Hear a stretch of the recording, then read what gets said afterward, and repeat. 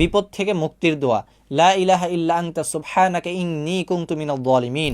অর্থাৎ, হে আল্লাহ, তুমি ব্যতীত আর কোনো উপাস্য নাই, তুমি নির্দোষ মহাপবিত্র, নিশ্চয়ই আমি জালিমদের অন্তর্ভুক্ত হয়ে গেছি। মূলত ইউনুস আলাইহিস সালাম তার জাতির কাছে দীর্ঘদিন ধরে ইমানের দাওয়াত দেওয়ার পরও যখন তারা তার অবাধ্য হয়, ইমান আনে না, তখন তিনি এক প্রকার বিরক্ত হয়ে তাদের প্রতি অসন্তুষ্ট হয়ে আল্লাহকে না জানায় সেই এলাকা ছেড়ে অন্য জায়গায় চলে যান। এই জিনিসটা আল্লাহর কাছে পছন্দ হয় নাই। ফলে আল্লাহর অসন্তুষ্টির কারণে তাকে সমুদ্রে মাছের পেটে থাকতে হয়। গভীর পানিতে মাছের অন্ধকার পেটে বিপদে পড়ে ইউনুস আলাইহিস সালাম আল্লাহর কাছে এই দোয়াটা করেছিলেন এবং এক পর্যায়ে আল্লাহ তাআলা তার দোয়া কবুল করেছিলেন। এটাকে এই কারণে অনেকে দোয়ায়ে ইউনুস হিসেবেও চেনেন। তাই আমরা মুসলিম হিসেবে কোনো বিপদ আপদে পড়লে এই দোয়ার মাধ্যমে আল্লাহর কাছে সাহায্য চাইতে পারি। বিপদ থেকে মুক্তির দোয়া, লা ইলাহা ইল্লা আনতা সুবহানাকা ইন্নী কুনতু মিনাজ জালিমিন।